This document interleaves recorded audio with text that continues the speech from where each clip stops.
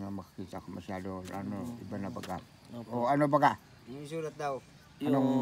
Yung Diado, yung apelido mo. Bakit dinidikit? Tamang, ikaw idiin mo konti.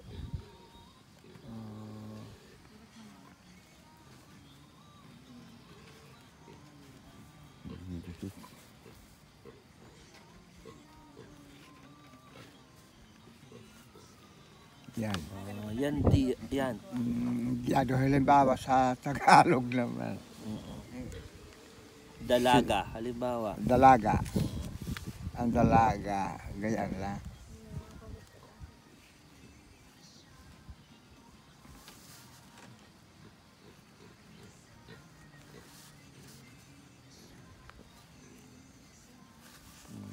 Halimbawa niyan, Bapa, saan kayo natutong magsulat ng ganyan? May sadya kami na ano, siguro, sa mga matanda ito na kuha ko eh. Yung tatay nyo, yung tinuruan kang magsulat ng ganyan?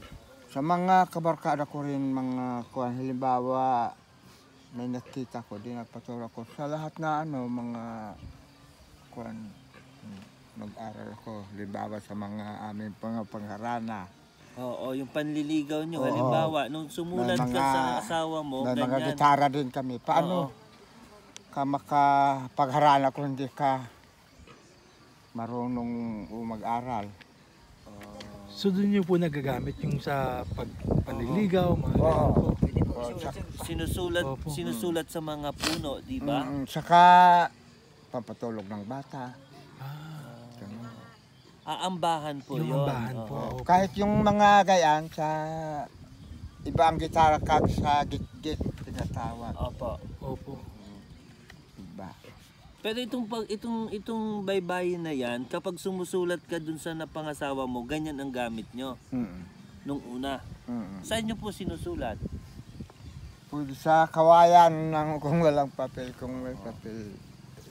Kung ano man mga kutsilyo ang ginagayaan. Kaya lang, siyempre may mga salita na hindi makuha ng iba talaga sa papel. Pag sa kawayan, balis. Siyempre yung inyo-inyo lang na mga pinag-usapan, sa papel talaga. Dahil pag sa kawayan, hindi na Opo. Pero halimbawa, nung kayo ay nanliligaw, kayong sumpaan nyo, di ba? Kayo ay nagmamahalan, isinusulat nyo yun. Sa pamagitan ng ganito ring sulat. Tapos yun ang pinanghahawakan nyo, na mahal ka nung yung asawa. Nakakasundo rin. Kung talaga. Pero nga lang, nung una, tinitingnan ang iyong kakayanan. Halimbawa ka lalaki o babae. Marunong ka ba maggawa ng puluhan ng gulok, o kaluban, o magkakaingin, o bahay, o bakod, o gawa ng mga kaasong o gilingan na susukatin ang iyong alam kung talaga kang may alam na lalaki. Gayong din sa babae. Bago ka magustuhan. Bago ka magustuhan ng mga matanda. Gayong din sa mga babae, halimbawa, marunong ka baga magtahi ng mga damit o maggawa ng maghabi o magsaing. Maggamas.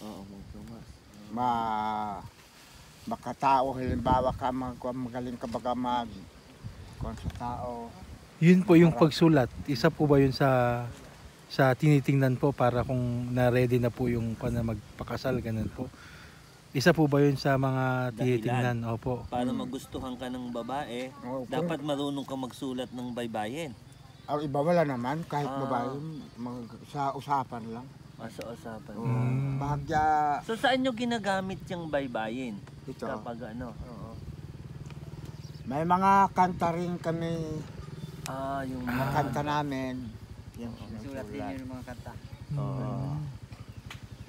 Sa mga kanta nyo yun. Normally kasi, yung ganyang sulat, para ma-preserve yung kanilang mga kanta. Doon lang nila ginagamit yun eh. Hindi naman nila ginagamit yan sa, kunwari inutusan mo yung anak mong bumili ng gamot, isusulat mo sa baybayin, hindi. Opo, opo. Pero sinusulat sa baybayin ay yung mga kultura din nila. So mga arts, Mga mostly mga arts po. Oh. Ito pwede rin, halimbawa, madali rin ito matuto. Mga ibang matuto, halimbawa, estudyado. Ito may katapat ng Tagalog na. Ayan, isusulat Gayaan, niya rin ng halimbawa, gayaan lang. yung Tagalog na. Yan. Yan ang Yan ang Tagalog. dyado. Kagaya nito. Ito dyado. Ito tatay, dyado. saan ka natutong magsulat nito? Kaunti Nag-aral ka ba? Nag-aral din ako ng kaunti sa Libtong. Sa school. Okay. Pero itong sulat baybayin, saan mo ito natutunan? Yan mga gaya-gaya ko lang. Nagsulat na Gaya-gaya sa o gagaya ko sa ibang magsulat. sa mga kaibigan mo. Ayun tatay mo, nung nabubuhay pa, tinuruan kang maganyan? Magsulat? Marunong din magsulat ang tatay mo? Marunong, pero Ng hindi baybayin. nakasuro sa mga barkada lang ako na. Okay. Sila po, saan nila ginagamit din yung sulat po noon? Ganon din po sa mga kanta. Ganoon din sa mga kanta ng kwan. O sa kanta. May tinatawag na ambahan, may tinatawag na urukay. Ang Urukay, urukay, oo. Bisaya. ang Yung salita. may alam kayong ambahan, marunong kayo. Marunong. Sige nga po. Sige, Kahit saan. oo. Sige nga po yung ambahan. Ano baga ang pandalaga baga o Pandalaga. Gusto ko, pandalaga. Yan, pandalaga po, pandalaga po. kung kwan. Nakalimutan ko ng iba. Ang mga kung minsan kung nahihiya yung dalaga magkuan, ang nanay niya ang nagsagot sa mga binata. Apa. Sumpiri pagbati sa mga matatanda. At may gitara din kami. At hulugan ito ng mga ambahan.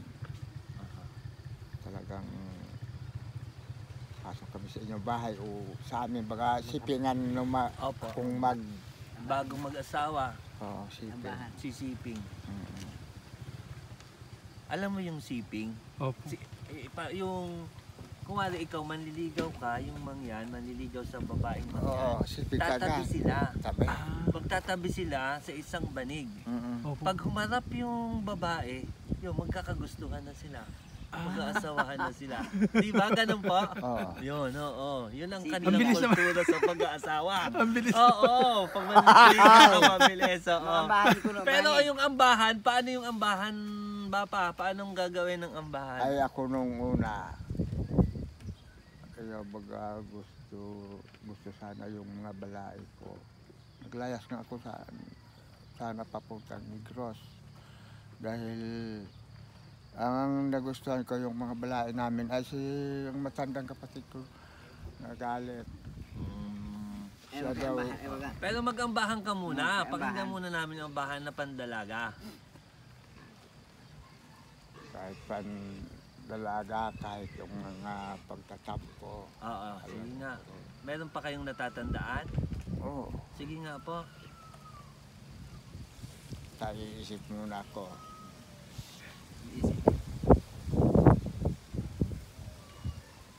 Kung matanda na rin. Kaya nakalimutan ko na kahit mga ano sa kama. Kuha na halimbawa sa sulat. Iba na baga ang kamay ko.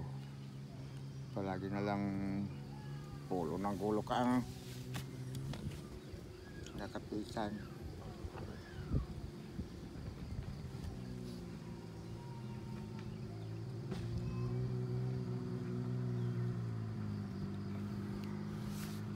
Dito na po yung madami. Ambahan niyo. Ambahan muna.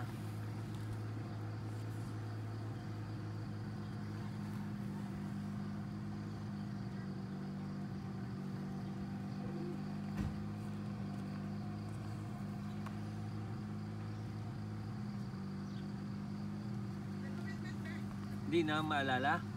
Hindi ko ko na maalaala. Sige, babalikan ka namin mamaya ha, Papa ha?